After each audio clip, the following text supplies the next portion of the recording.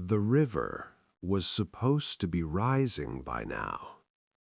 Every year of his life, Mena had woken before sunrise on this day, walked the familiar dusty path through the reeds, and stood at the bank of the Nile to watch the first swelling of the sacred waters. The flood was not just water, it was life itself, the breath of the gods flowing through Egypt, the promise that fields would turn green, granaries would fill, and children would not go hungry when the dry winds returned. But this morning the river lay low and quiet, a dark ribbon slipping silently between its banks as if nothing in the world depended on it. Mena stood barefoot in the mud, staring, waiting for the slow, comforting creep of water that always came. It did not come. Around him other farmers gathered, their voices hushed, their eyes searching the horizon as if the flood might be late only by a few heartbeats. Someone whispered that the priests would know what to say. Someone else muttered that perhaps the gods were testing their faith. Mena said nothing, because he remembered the stories his grandfather told in the cool evenings. Stories of years when the river failed, when the sky burned white for months and the earth cracked open like broken pottery. Those were stories of distant times, of chaos before the great kings, of suffering that the mighty empire of Egypt had long ago conquered. Egypt was eternal, Egypt was protected, Egypt could not starve. Yet as the sun lifted above the eastern hills, painting the water with pale gold, the river remained stubbornly low. Birds skimmed across the surface where fields should soon be drowning under rich silt. The smell of wet soil, the smell that meant hope, was missing. In the distance a temple bell rang, calling the faithful to morning prayers, but the sound felt thin, uncertain, as if even the bronze itself doubted what it was announcing. Mena knelt and dipped his hand into the water. It was warm, too warm for this season, and it flowed past his fingers with a lazy, indifferent current. He looked back toward the village, where smoke from cooking fires curled into the brightening sky. Children would wake soon, expecting bread. Oxen would be led to plows that would have nothing to plow if the flood did not come. Still, the river lay low. For the first time in his life, Mena felt a quiet fear he could not name, a feeling that something vast and unseen had shifted beyond the reach of kings and gods alike. He rose slowly, wiping his wet hand on his linen kilt, and turned toward the temple on the hill, where priests in white robes would already be offering prayers to Hapi, the spirit of the Nile. Surely the gods would answer. Surely this was only a delay. Yet as he walked, he could not shake the image of the empty riverbank, wide and exposed under the growing light, like a wound that refused to close. By the time Mena reached the temple courtyard, the air was already heavy with incense and unease, though no one spoke the fear aloud. The priests moved with rehearsed calm, their shaved heads gleaming in the sun, white linen robes immaculate, voices steady as they chanted hymns older than memory. Offerings of bread, beer, and lotus blossoms lay piled before the painted statue of Hapi, the river god, whose carved smile seemed almost mocking in its serenity. Villagers knelt shoulder to shoulder on the stone floor, foreheads pressed to the ground, whispering desperate prayers that tangled together into a soft murmur like wind in dry grass. Mena joined them, lowering himself onto his knees, but his eyes kept drifting to the open doorway where a strip of bright sky cut across the darkness of the hall.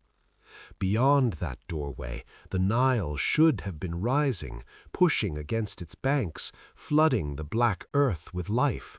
Instead, there was only stillness. The high priest stepped forward, lifting his arms, his voice ringing out with practiced authority, as he declared that the gods were wise, that the flood would come, that faith must not waver.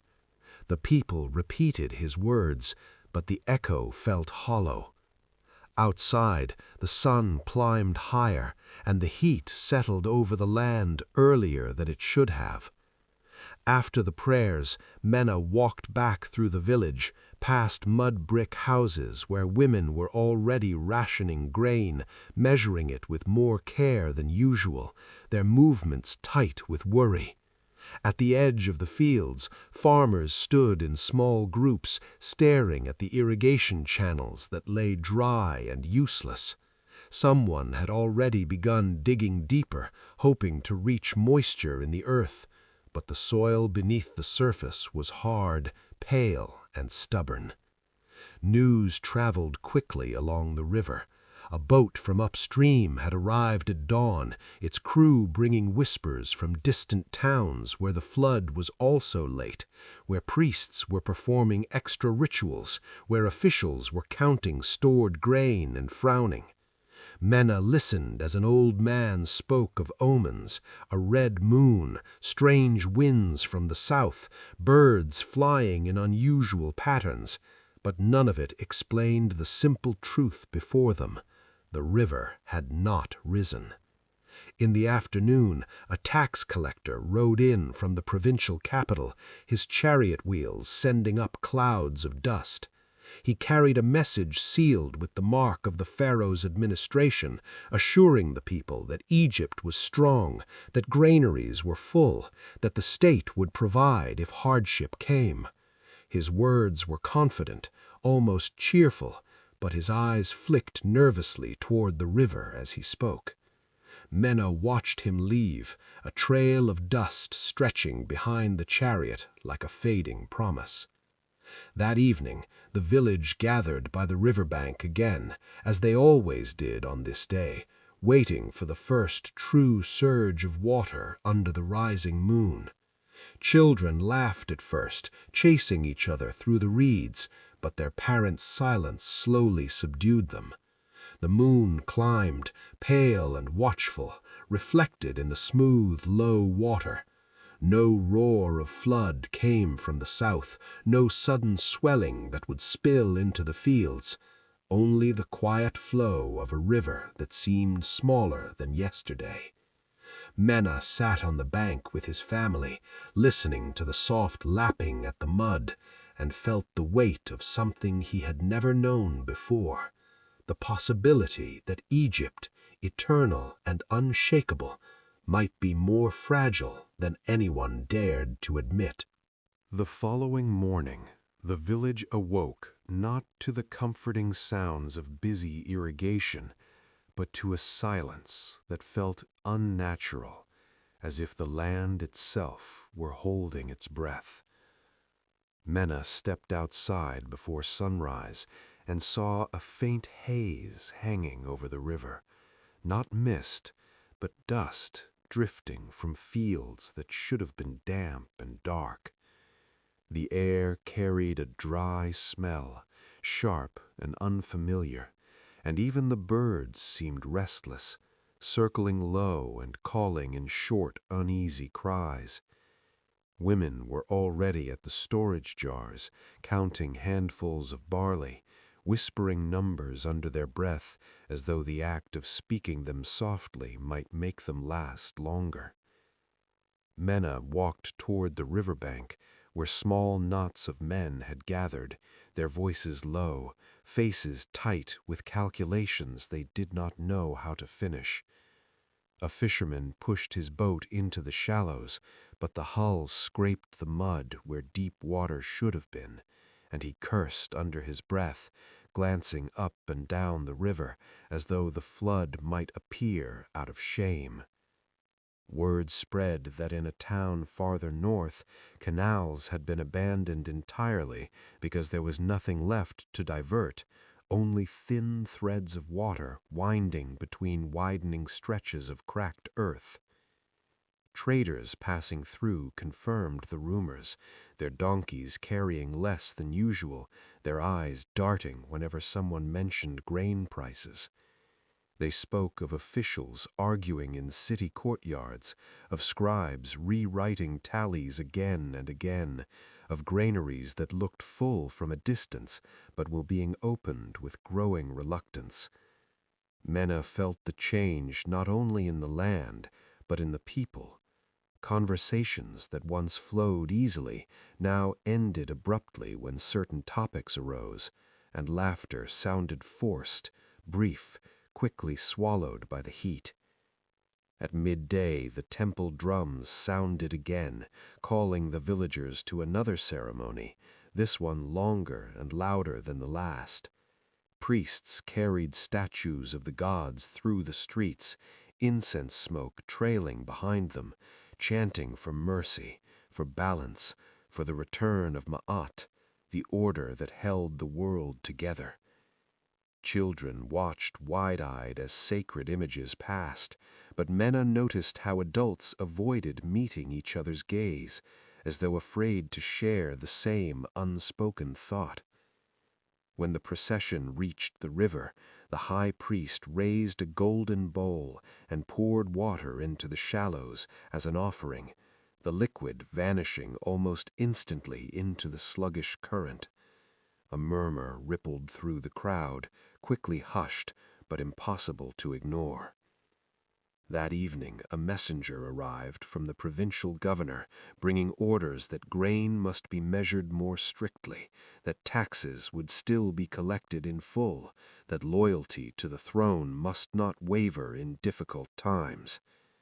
The message was read aloud in the square, each sentence sounding heavier than the last.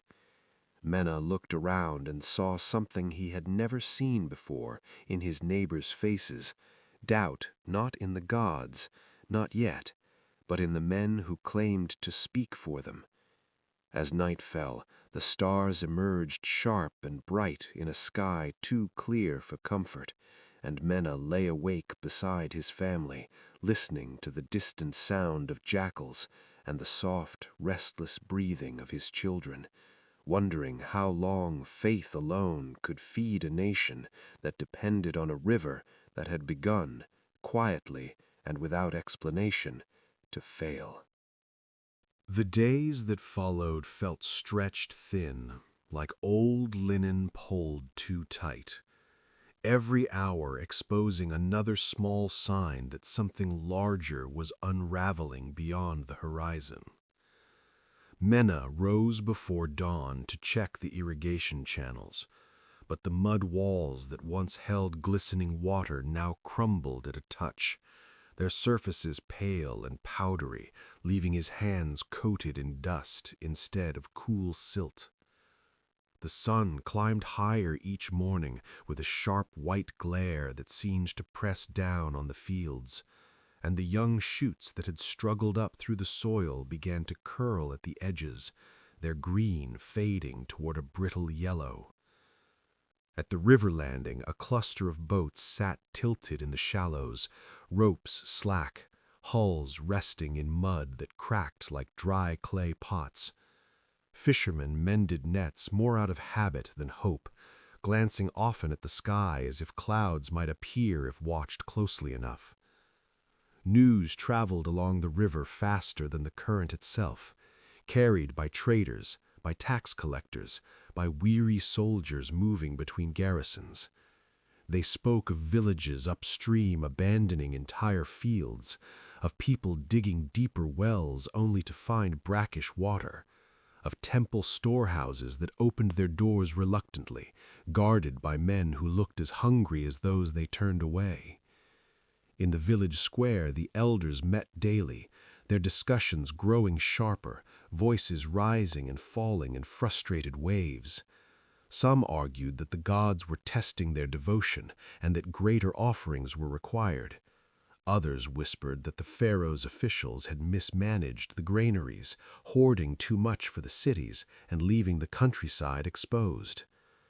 Mena watched these gatherings from a distance, feeling a strange chill despite the heat, sensing that the true danger was no longer only the failing river, but the cracks forming between people who had always stood together. One afternoon, a caravan arrived from the south, its animals thin, its drivers hollow-eyed. They carried little grain, but many stories, of border forts demanding higher levies, of bandits growing bold on lonely roads, of entire districts where the flood had barely touched the banks. A scribe traveling with them unrolled a small papyrus and showed a map marked with lines that once indicated reliable harvest regions, now crossed with uncertain symbols and notes that trailed off into empty space.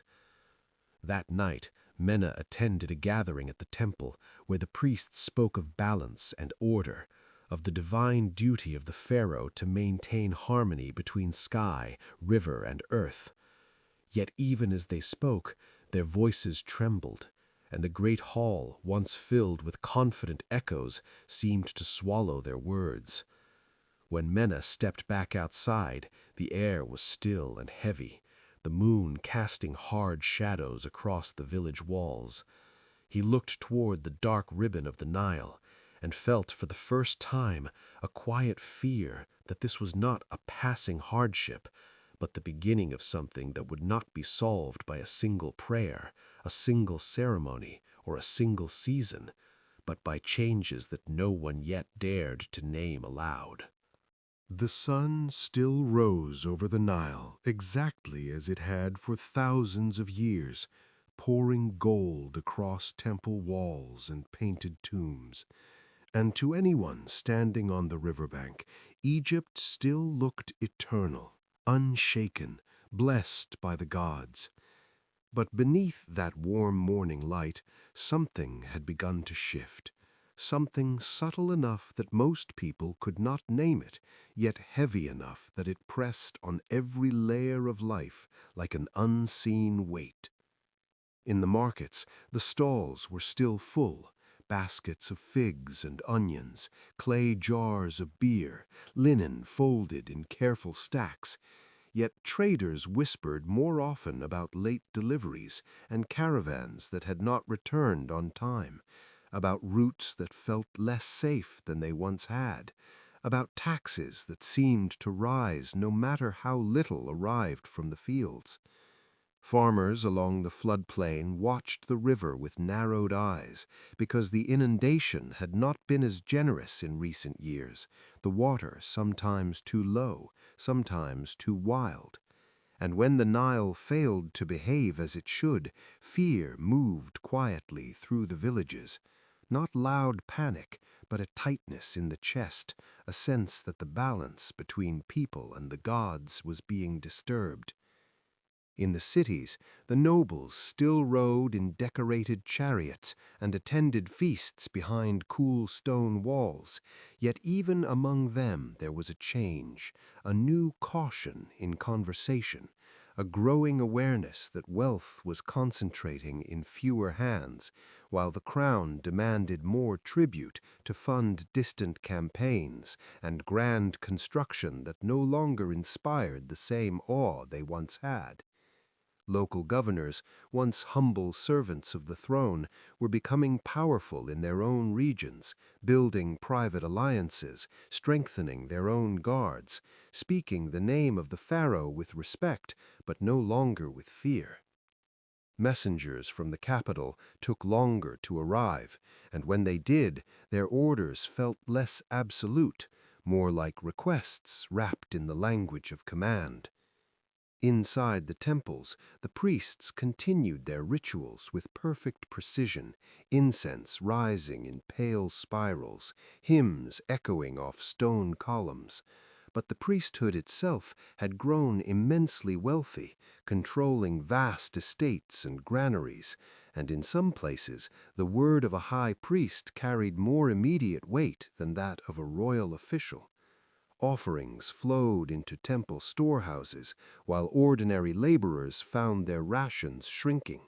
And though no one dared accuse the gods, people began to wonder quietly why devotion seemed to bring less security than before.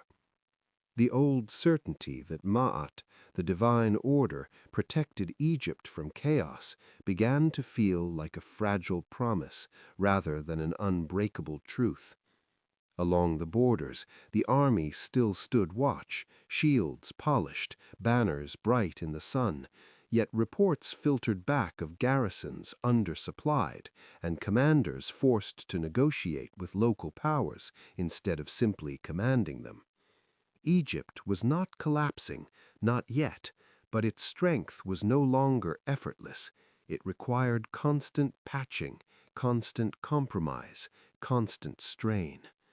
To the eye of a traveler, the kingdom still shimmered like a monument to eternity, but to those living within it, the foundations felt slightly less firm each season, as if the great stone blocks of the empire had begun, almost imperceptibly, to shift against one another.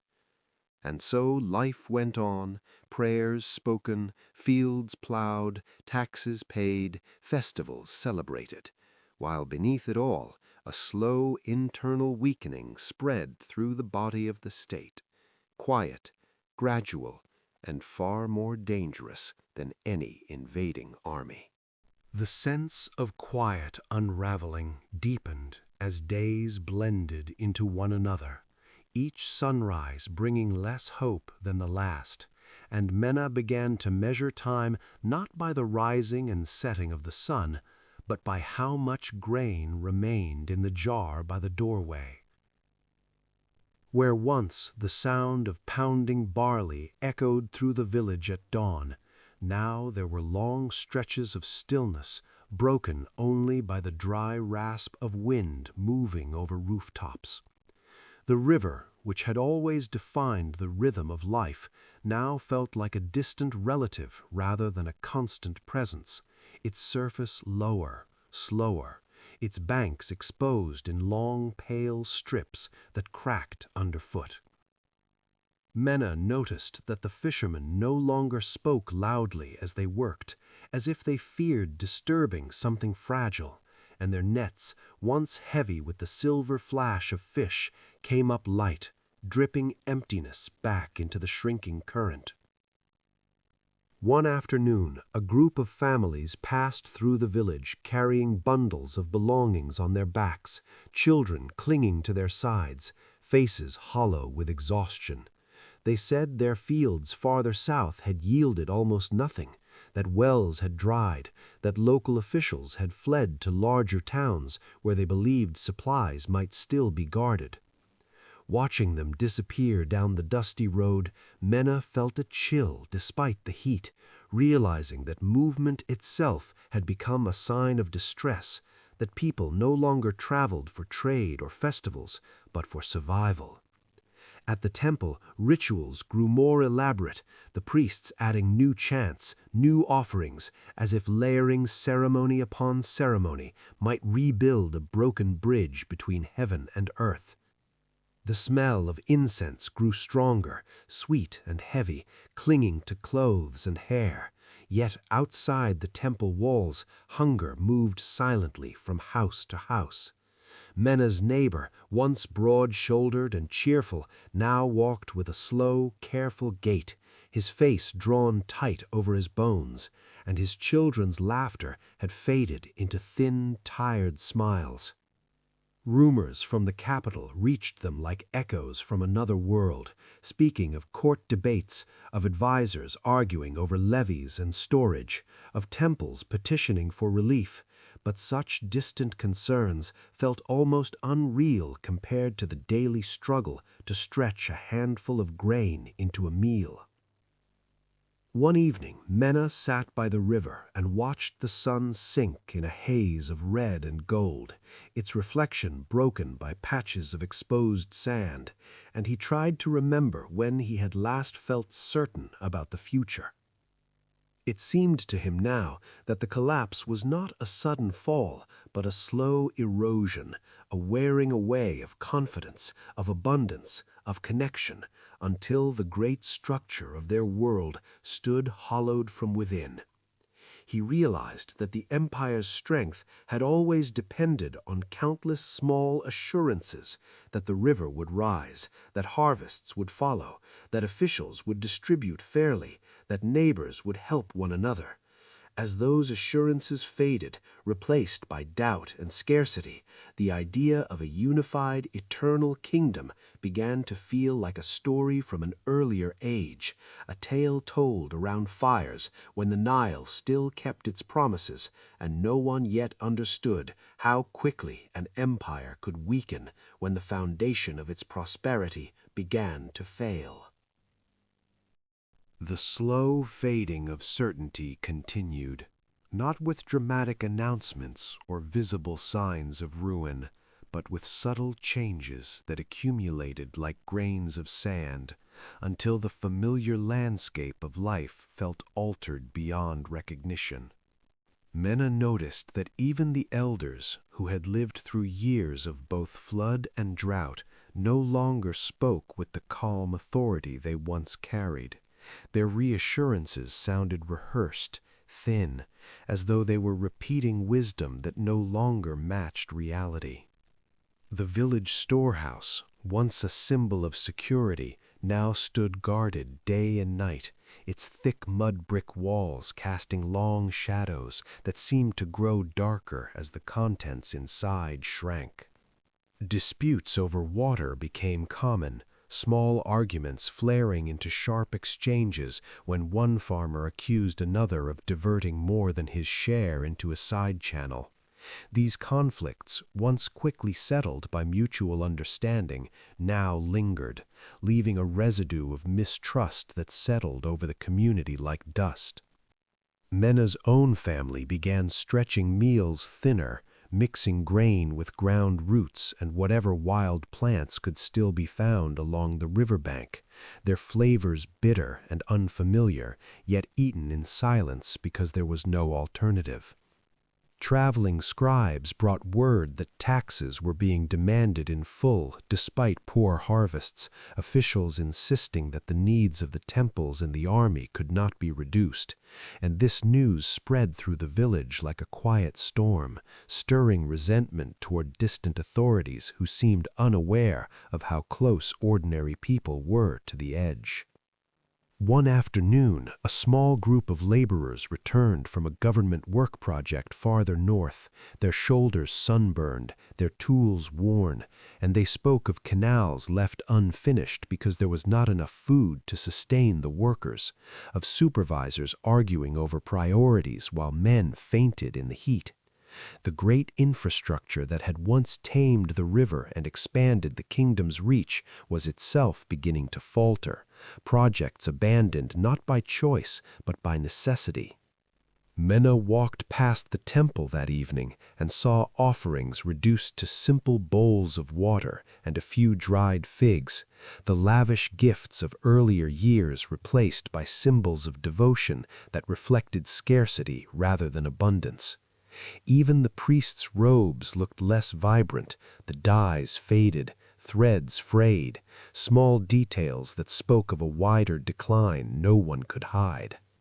As the sun set, painting the sky in muted tones, Mena felt a growing awareness that the empire's decline was not a single moment of defeat, but a drawn-out weakening, a loss of coordination between the many parts that once moved together with shared purpose. The river, the fields, the storehouses, the temples, the officials, the farmers, all had once been linked in a delicate balance, and now each element seemed to drift slightly out of alignment, like gears slipping in a great machine. Standing on the riverbank in the cooling dusk, Mena realized that what frightened him most was not the present hunger or hardship, but the uncertainty of whether the old order could ever be restored, whether the empire his ancestors had trusted for generations might already be slipping into memory, even as its monuments still stood, silent and unchanged, against a sky that no longer guaranteed their future. The days that followed felt strangely quiet, as if the land itself were holding its breath. And Mena began to notice how often people paused in their work simply to listen, as though expecting some distant sound that might explain or end their unease.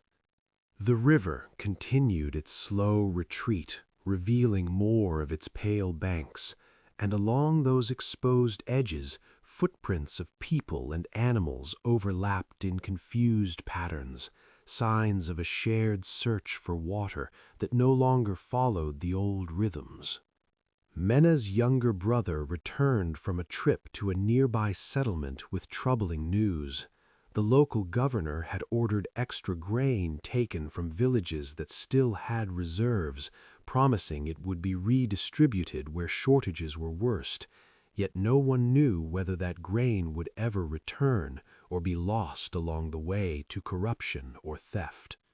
The idea that resources might vanish not only through drought, but through human hands weighed heavily on Mena's thoughts, making the crisis feel less like an act of nature and more like a test of trust that the empire was failing.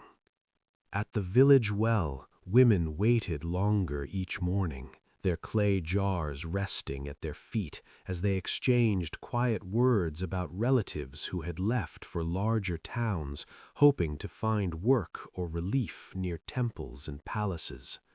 The well's water level had dropped noticeably, the rope scraping farther down the shaft before the bucket touched liquid, and the sound it made when it hit the surface echoed hollowly, a reminder of how much had been lost.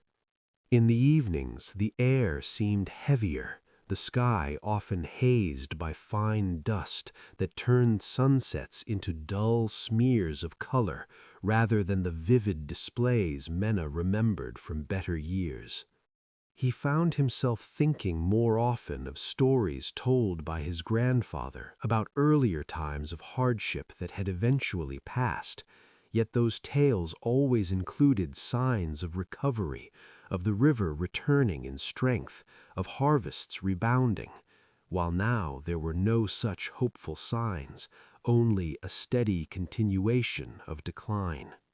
One night, a meeting was called in the village square where the elders and the temple priest spoke together, something rarely done, acknowledging openly that the coming months would be difficult beyond anything most had experienced. They urged cooperation, sharing, patience, yet their words could not hide the strain in their voices or the fear in their eyes. Mena looked around at his neighbors, faces lit by small oil lamps, and saw how thin many had become, how tired, how different from the confident people he had known all his life.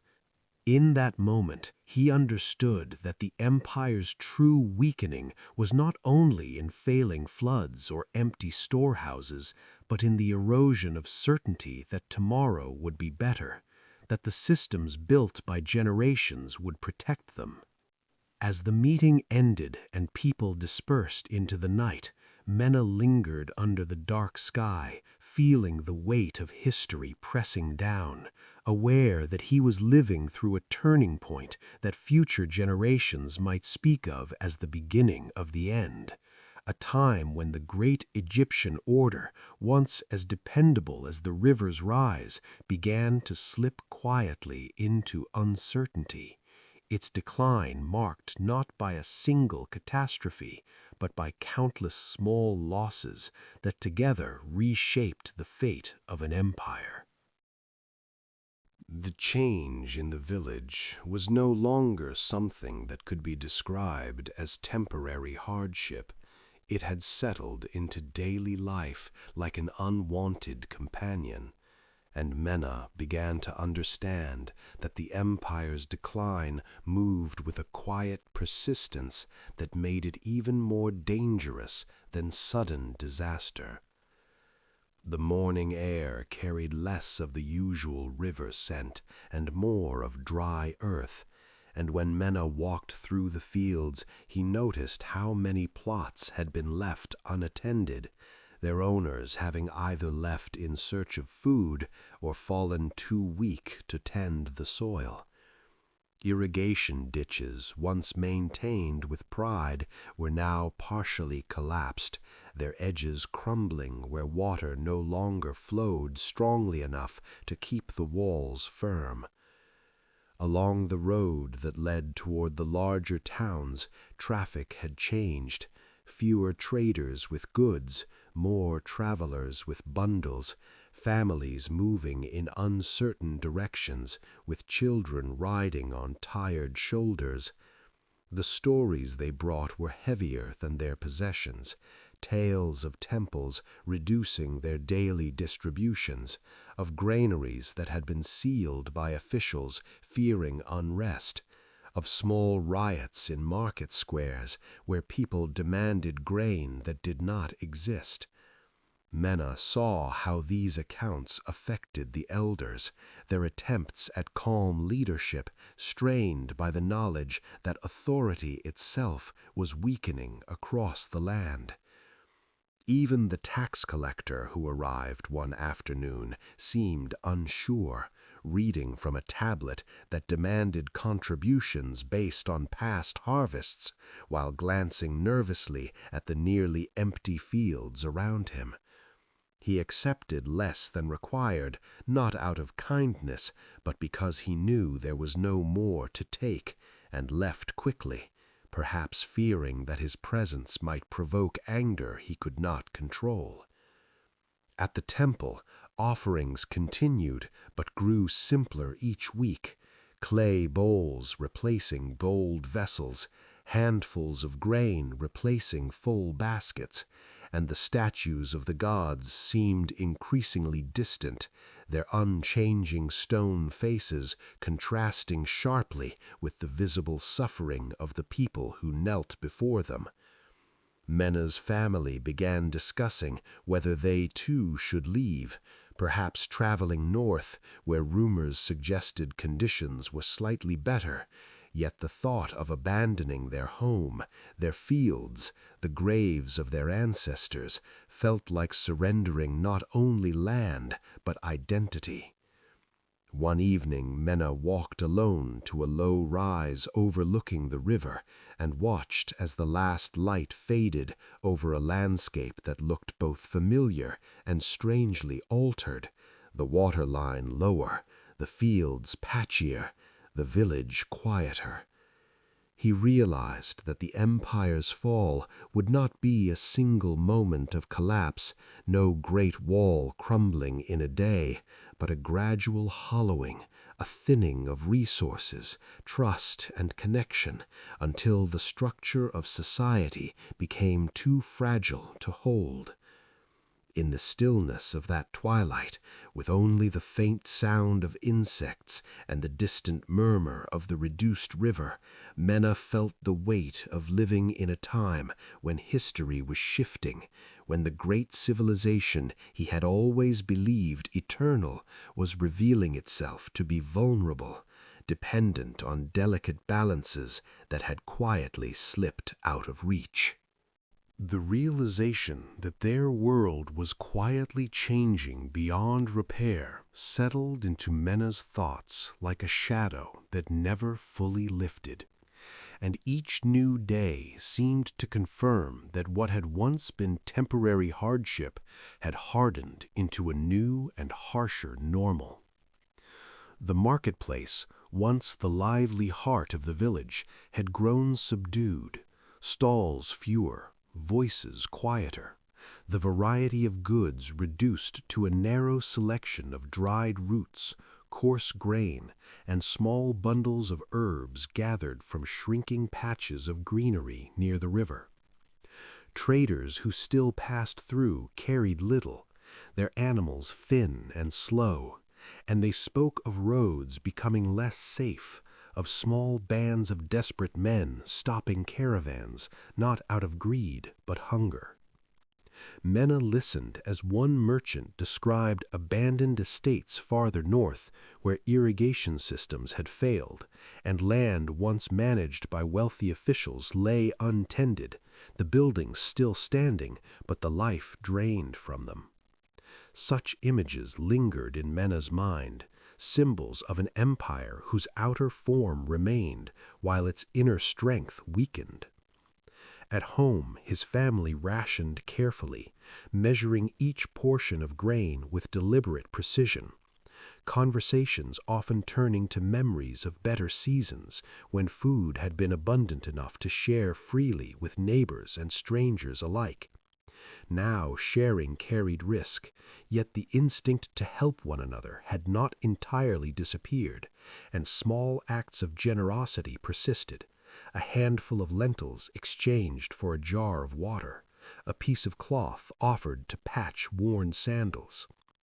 These gestures, though modest, felt like fragile threads holding the community together as larger structures frayed. News from the capital reached them through a scribe passing by who spoke of political tension, of officials arguing over shrinking resources, of temples competing for influence, each claiming divine favor as justification for priority. Menna sensed that the weakening of the land and the weakening of leadership were feeding into one another, each making the other worse, like two cracks spreading across the same wall.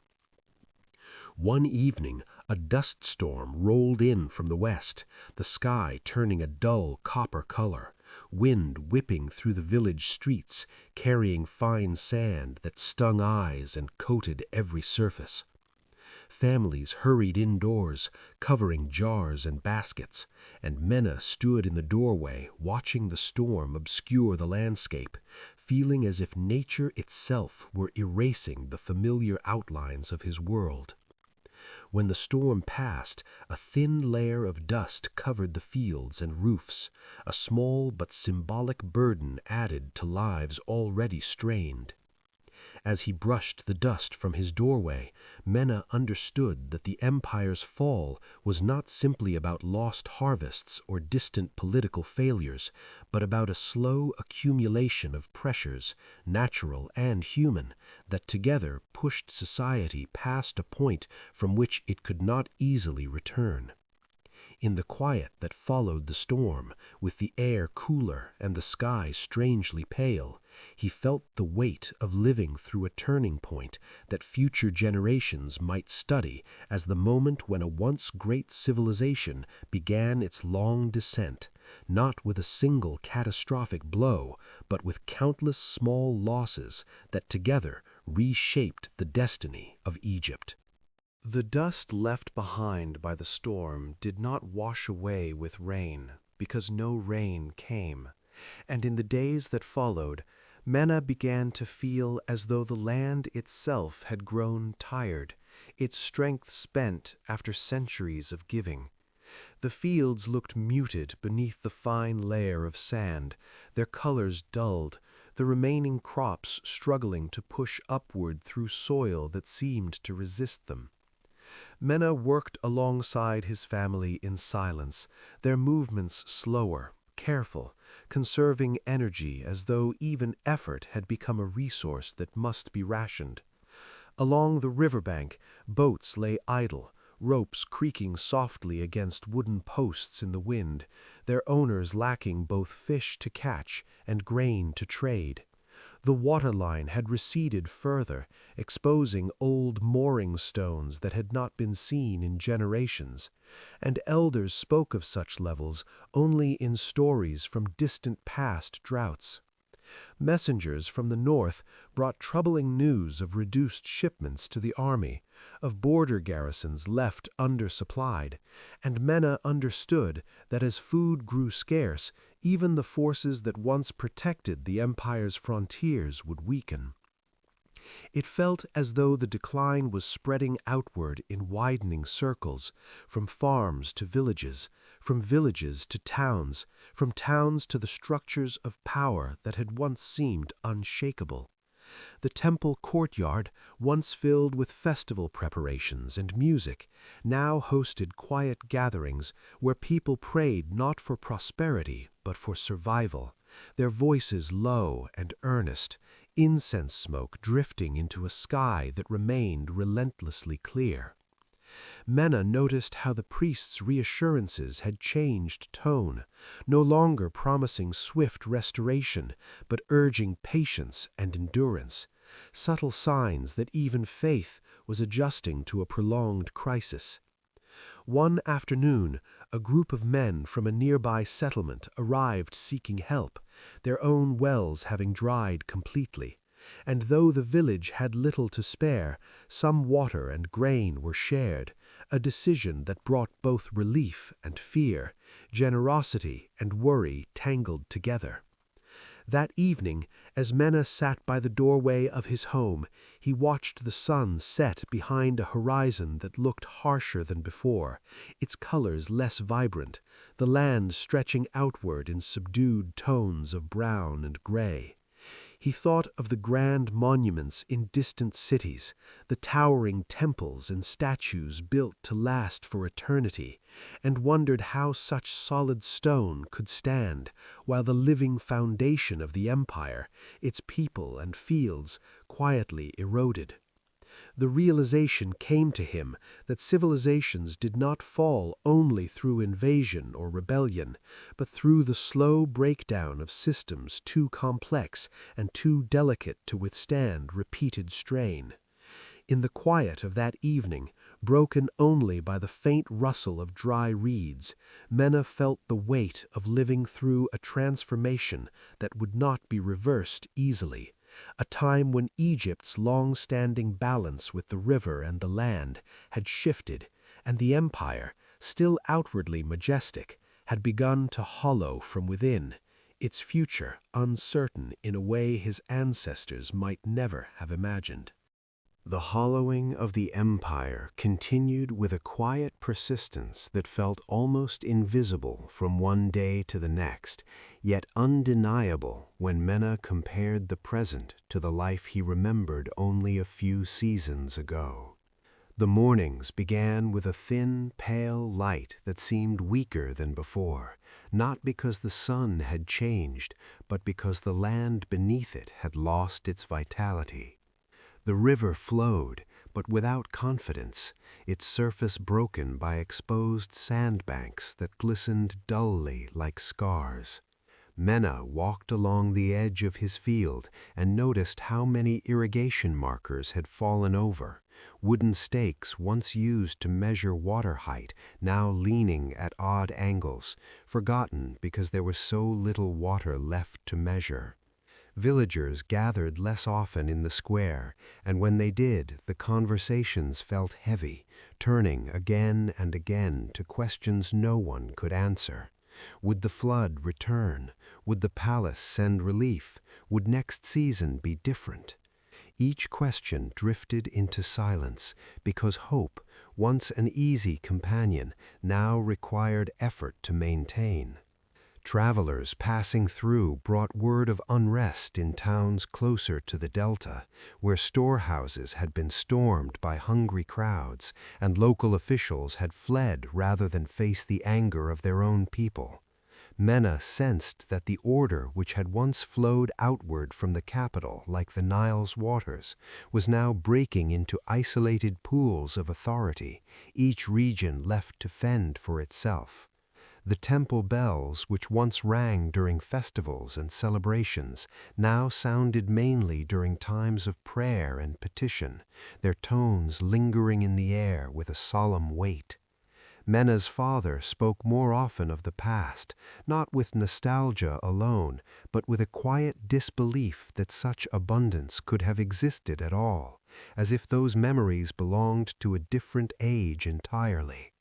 One evening, as Mena carried a small jar of water home from the river, he paused to watch a group of children drawing shapes in the dust, their thin fingers tracing images of boats and tall green plants they had rarely seen in their short lives. He realized that a generation was growing up knowing only scarcity, their understanding of Egypt shaped by hardship rather than plenty. That thought unsettled him more deeply than hunger itself, for it suggested that the empire's identity was shifting along with its fortunes. As the sky darkened and stars appeared, Mena felt a strange mixture of grief and acceptance, recognizing that he was witnessing not a sudden collapse, but a transformation, the slow fading of an era built on the reliable generosity of the Nile. The monuments might stand for centuries more, their stone faces unchanged, but the living network of farmers, laborers, priests, and officials that had sustained those monuments was fraying, and with it the spirit of the empire.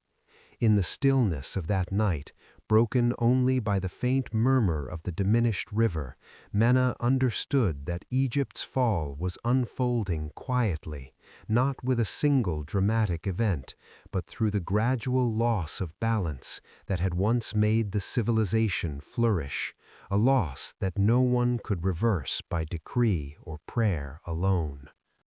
The quiet transformation that had settled over the land deepened into something more visible, more personal, as Mena began to notice not only the changes in the fields and river, but in the expressions of the people around him.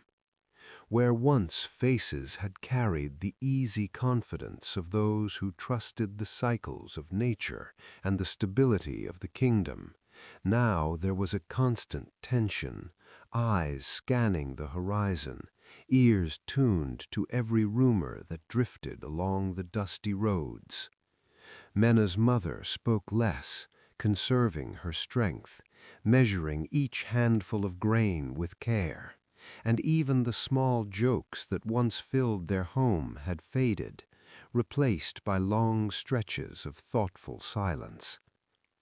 In the distance, smoke rose from a settlement that had been partially abandoned, its remaining inhabitants burning old structures for fuel, the thin columns of gray drifting across the sky like signals of quiet surrender.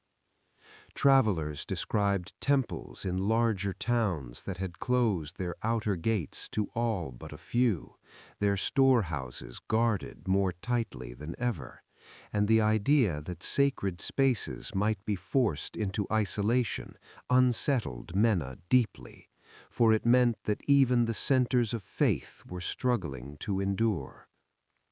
The riverbanks showed new patterns of use, footprints clustering around the few places where water still pooled, and animals, both wild and domestic, gathered in uneasy proximity, their thirst overcoming natural caution. Mena understood that when creatures that once avoided one another were forced together, it signaled a deeper imbalance in the land. One evening, as he walked past a neighbor's house, he heard a quiet argument between husband and wife about whether to send their eldest son north to seek work, a decision that carried both hope and fear, for leaving might mean survival or disappearance. Such choices, once rare, were becoming common, each family weighing the pull of home against the possibility of relief elsewhere. At the temple, the priest spoke of endurance, of cycles that had turned before and would turn again, yet his voice carried a hint of uncertainty, a recognition that this hardship was stretching beyond familiar patterns. Mena found himself thinking of the empire as a woven net cast across the land, once tight and strong, now fraying at countless points, where people left, fields failed, and trust eroded. He realized that the decline was not a single thread snapping, but many loosening at once until the structure could no longer hold its shape. As night fell, the stars shone as brilliantly as ever, indifferent to human struggle, and Mena felt both small and deeply connected to the moment, aware that he was living through a turning point that would echo through generations. The empire's fall was not a story of sudden conquest or dramatic defeat, but of gradual change, of environmental shifts and human decisions interacting in ways that slowly weakened a once powerful system. Standing under the vast sky, Mena sensed that the Egypt he knew was slipping into memory as he still walked its soil, and that the true collapse was unfolding quietly in the hearts and daily lives of ordinary people long before it would be marked in the records of kings. The slow unraveling of life along the Nile now touched every corner of Mena's world, and what had once seemed like a difficult season had stretched into a new reality that reshaped how people thought, worked, and dreamed. The mornings began with a heaviness in the air, not from moisture, but from the knowledge that each day would demand more effort for less return. Mena walked past fields that had been carefully divided by families for generations, boundaries marked by stones and small channels, and saw how many plots lay untended, their owners either gone or too weakened to continue. The silence in those abandoned areas felt deeper than ordinary quiet, as though the land itself remembered the hands that once cared for it. Along the river, Mena noticed makeshift platforms where people had begun digging deeper into the exposed banks, hoping to find trapped pockets of water beneath the surface. Some succeeded briefly, filling jars with muddy liquid that settled into drinkable clarity after hours, but others found only dry sand, their efforts ending in frustration. Stories arrived of regional officials arguing over which districts deserved the remaining supplies, each claiming priority based on loyalty, past contributions, or proximity to temples and cities. Mena sensed that decisions once guided by shared duty were now shaped by survival instincts, and this shift in thinking weakened the invisible bonds that had long held the kingdom together. One afternoon, a caravan of traders passed through, carrying not luxury goods, but tools, ropes, and simple provisions, items more suited to migration than commerce. Their leader spoke quietly with the village elders about routes north and east where conditions might be slightly better, yet he could offer no guarantees, only possibilities. That evening, Mena's family discussed the unthinkable, leaving the home their ancestors had built, the fields where generations had worked, and the tombs that anchored their past. The idea felt like stepping into a void, yet staying meant enduring a slow decline with no promise of improvement. At the temple, the priest's prayers had shifted from requests for abundant floods to pleas for resilience and unity, acknowledging that the hardship was not ending soon. Mena watched as offerings were placed before the gods, smaller and fewer than ever, and wondered whether the decline of material gifts mirrored a deeper fading of confidence. As the sun set behind a haze of dust, turning the sky into muted shades of amber and gray, Mena realized that the empire's fall was unfolding not only in grand halls or distant capitals, but here, in these private decisions, these quiet debates around hearth fires. The collapse of Egypt was not a single event, but a gradual surrender of certainty, a steady erosion of the systems that had once provided stability. In the dim light of evening, With the reduced river glinting faintly in the distance, Mena felt the weight of history shifting beneath his feet, aware that he and those around him were living through the closing chapter of an age defined by the Nile's generosity, an age now giving way to a future shaped by scarcity, adaptation, and the uncertain search for survival. The conversation about leaving did not end that evening, and in the days that followed, it hovered over Mena's household like a quiet presence, shaping every decision, every glance toward the road that led away from the village. Mena found himself walking more often to the edge of their land, looking over the fields that had fed his family for generations, trying to imagine them empty, silent, reclaimed by wind and dust. The thought felt unreal, yet the signs of abandonment were no longer distant rumors. Small clusters of houses already stood shuttered, doorways blocked with stones, belongings taken or left behind depending on their weight and value. The river, once the village's anchor, now seemed like a fading thread, its waters shallow and uncertain, no longer the dependable lifeline that had defined Egypt's identity. Mena noticed how even the birds had changed their patterns, fewer flocks resting along the banks, as if nature itself sensed the shifting balance. A messenger arrived from a nearby town with news that some officials had begun moving archives and temple goods to larger cities, a sign that even those in authority were preparing for instability rather than recovery. This revelation unsettled Mena deeply, for it suggested that confidence in the old order was weakening at its core. At the temple, the priest spoke of cycles, of past times when hardship had forced people to adapt and move, framing departure not as failure, but as survival. These words gave a fragile permission to consider leaving, yet they also underscored how much had changed. For once the temple had been a place of reassurance, now it was guiding people through transition. Mena's family began sorting through their possessions, choosing what could be carried on a small cart, what must be left behind, and each object sparked memories that made the task slow and painful. His mother wrapped a small statue of a household deity in cloth, her hands lingering, as though the gesture might preserve not only faith but continuity.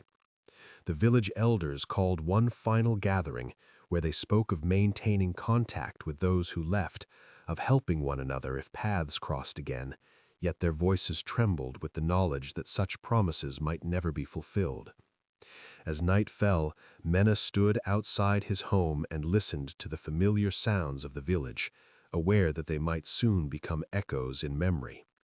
He realized that the fall of Egypt, at least here, was not marked by fire or invasion, but by departure, by the quiet decision of families to seek life elsewhere when the land that had sustained them could no longer do so. In that realization lay the true nature of the empire's decline, a gradual dispersal of people, skills, and traditions, the slow thinning of a once dense web of life along the Nile. Under the vast, indifferent sky, Mena felt both grief and resolve, knowing that survival meant carrying fragments of the old world into an uncertain future, and that the story of Egypt would continue, but in altered form, shaped by the long, quiet fall he was now living through.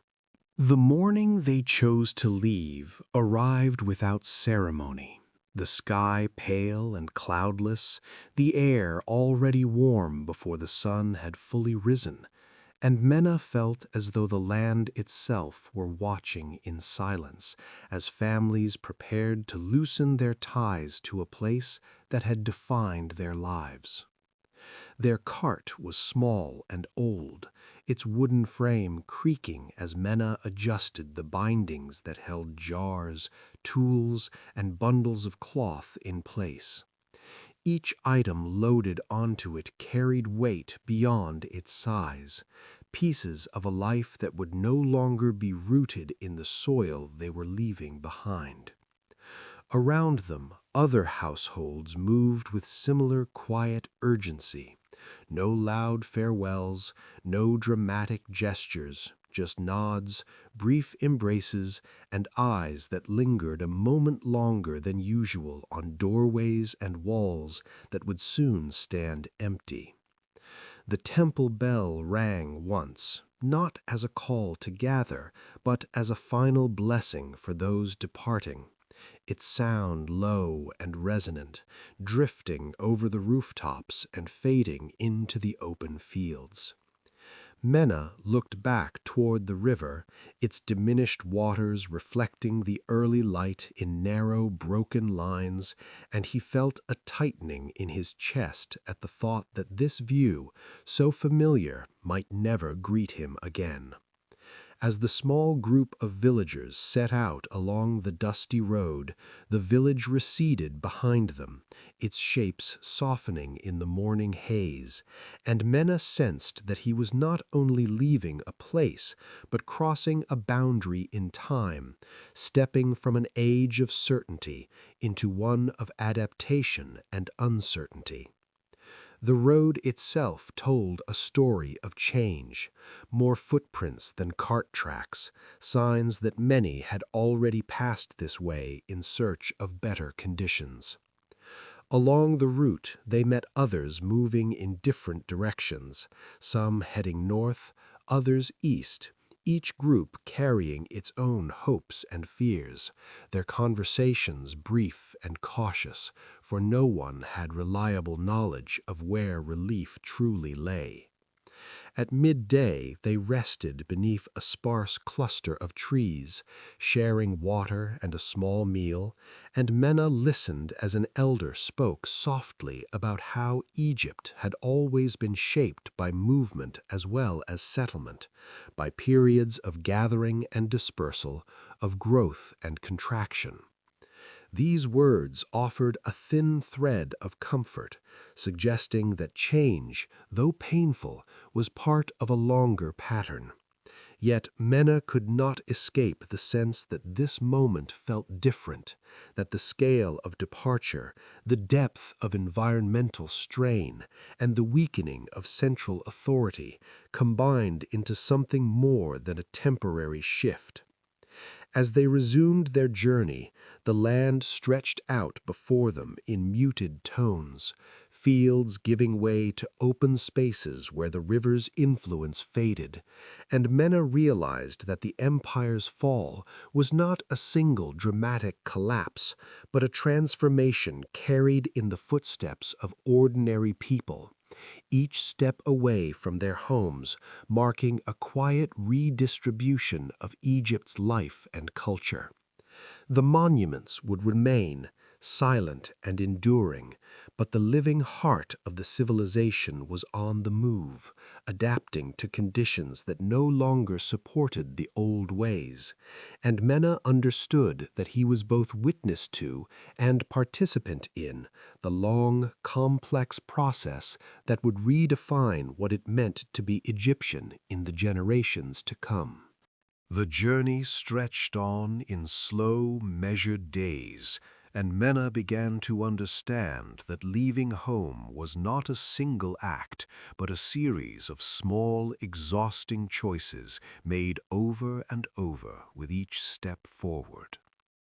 The road grew rougher as they moved away from the Nile's fertile influence, the soil harder beneath their sandals, the air drier, carrying the faint taste of dust with each breath.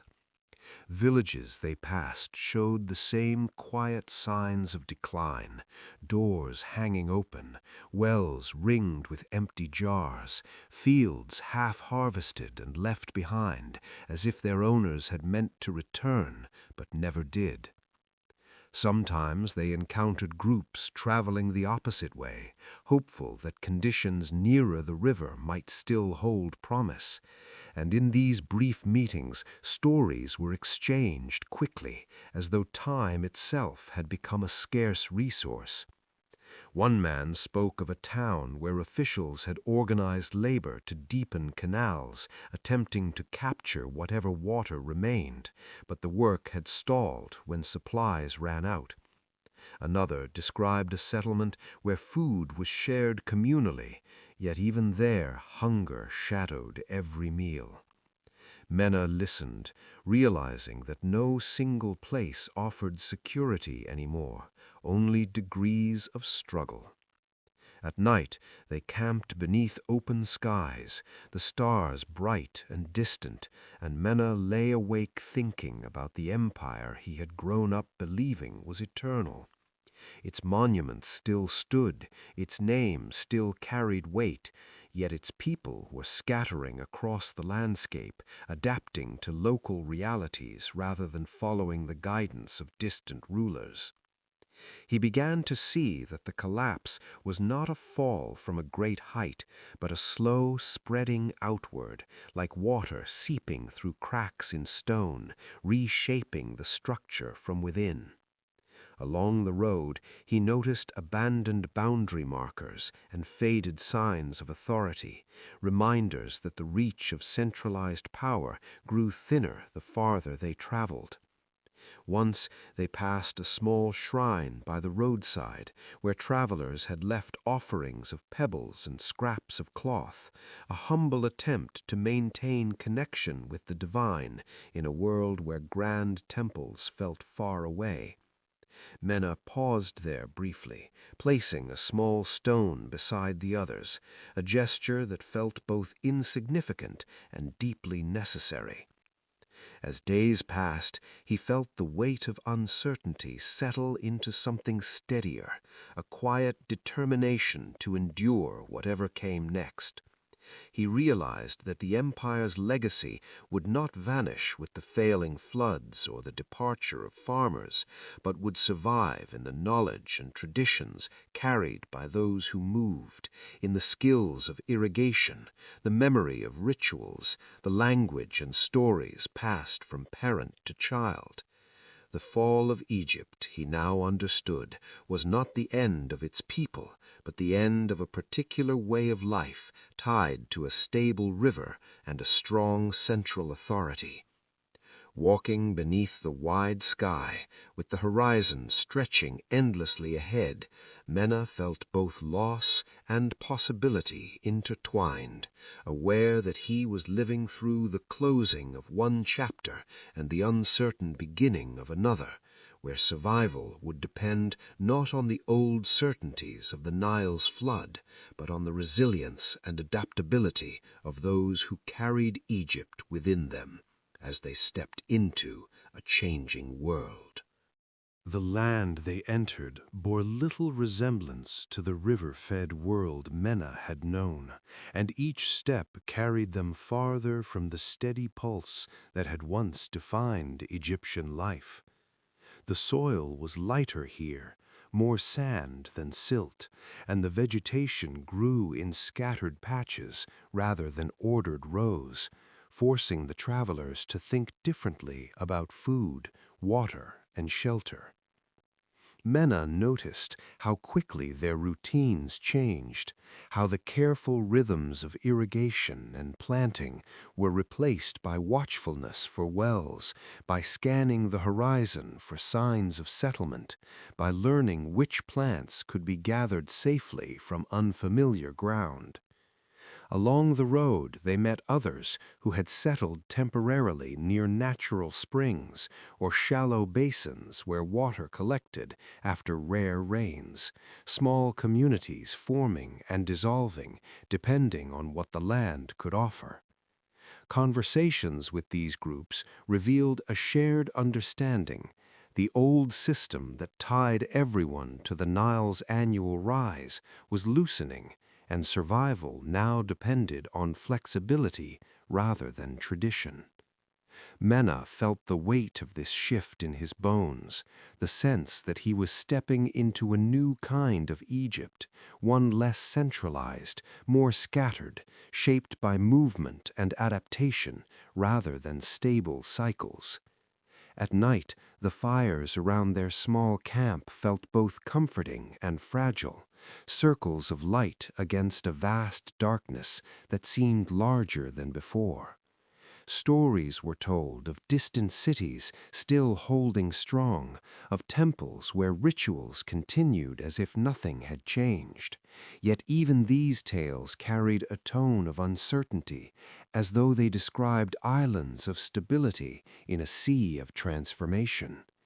Mena began to see that the empire's fall was not a single event, but a rebalancing of power and life across the land, the old centers losing their grip as people spread into new patterns. One evening, as the group rested near a rocky outcrop that offered some shelter from the wind, Mena climbed a small rise and looked back in the direction of the Nile, now far beyond sight. He realized that the river would continue to flow, its course unchanged by their absence, yet the civilization that had grown along its banks was already becoming something different. The knowledge, skills, and beliefs they carried were seeds scattered across a broader landscape, capable of taking root in new ways. This understanding brought a strange mix of sorrow and hope, grief for the world that had been, and cautious faith in what might grow from its remnants. As he returned to the firelight, Mena felt the quiet truth settle within him. Egypt was not only its monuments or its river, but its people. And though the old order was fading, the essence of their culture would travel with them, reshaped by hardship, yet enduring in the lives of those who adapted to a changing world. As the journey carried them farther from the familiar rhythm of the Nile, Mena began to understand that the fall of Egypt was not only something left behind in abandoned villages and silent fields, but something unfolding within the travelers themselves, reshaping how they thought about land, community, and belonging. The landscape grew more varied, low hills rising from the plain, dry riverbeds cutting pale lines through the earth, and occasional clusters of hardy shrubs marking places where water lingered after rare rains. These natural features became new points of orientation, replacing the riverbanks and canals that had once guided every movement. Mena's group learned to read the land in different ways, watching bird flight to guess where water might lie, following animal tracks toward hidden springs, and listening to the wind for changes that signaled shifting weather. Along the road, they encountered a settlement of former farmers who had established a small camp near a rocky basin that collected runoff, their shelters simple, their fields replaced by gathered foods and small garden patches fed by hand-carried water. The people there spoke of life no longer tied to a single river, but to a network of seasonal resources, a slower, more uncertain existence that demanded constant awareness.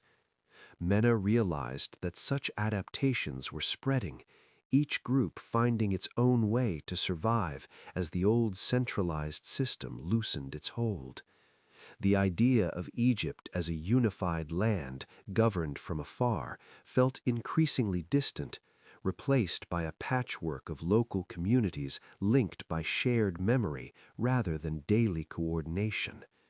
At night, around small fires, elders told stories of the great monuments and festivals of earlier times, preserving a sense of identity that the land itself no longer reinforced. These stories became bridges between past and present, reminding the younger ones that their people had once lived differently, that the hardship they now faced was part of a longer history of change. Mena felt a quiet determination grow within him, a sense that survival required not only physical endurance, but the preservation of knowledge and tradition. The fall of the empire, he now saw, was not a simple collapse, but a transformation of scale and structure, from a tightly organized river civilization to a more dispersed and flexible network of communities. As dawn broke over the rugged landscape, casting long shadows across the ground, Mena felt the weight of the past and the pull of the future at once, understanding that though the old Egypt was fading, its people were still shaping what would come next, carrying forward the essence of their culture even as the form of their world changed beyond recognition. As the days turned into weeks and the memory of the river became something they spoke of rather than saw, Mena began to feel the shape of a new understanding settling quietly into his mind, an acceptance that the Egypt of his childhood belonged to a different chapter of time. The group had reached a region where a shallow seasonal stream cut through the land, its banks lined with sparse reeds and low trees whose roots reached deep for hidden moisture. Here they decided to remain for a while, not because it promised abundance, but because it offered enough to begin again. Mena helped clear a small area, using tools once meant for canal maintenance to shape simple terraces that might hold water after rare rains.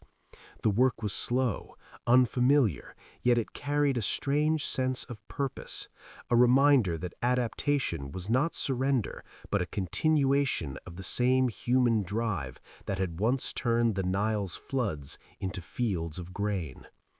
Around them, other small groups settled in similar ways, each carving out modest lives from the changing landscape, their connections to the old empire now more cultural than political. Conversations around the evening fires shifted from grief over what was lost to plans for what might grow, how to store food through dry months, how to share labor, how to teach children the skills needed for this new environment. Mena noticed how stories of the old Egypt, of towering temples, great festivals, and predictable floods took on a new tone, no longer expectations for the future, but treasured memories that shaped identity. The empire, once a vast and coordinated system, had become a shared past carried in language, rituals, and knowledge rather than in centralized power. Mena realized that the fall of Egypt had not been a single dramatic moment, but a long unfolding of environmental change, political strain, and human response, a complex process in which people like him played their part, not as victims alone, but as agents of continuity.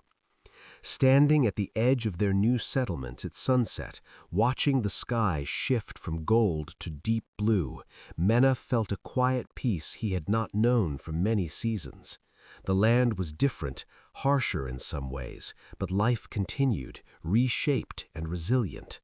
He understood now that civilizations do not simply end, they transform, their structures dissolving, while their essence endures in the lives of those who adapt. The Egypt he had known along the Nile was fading into history, but another Egypt, smaller, more scattered, yet still alive in memory and practice, was taking root in its place. In that realization lay both sorrow and hope, the recognition that even in decline there is continuity, and that the story of a people does not end with the weakening of an empire, but carries on wherever its knowledge, culture, and spirit find new ground on which to grow.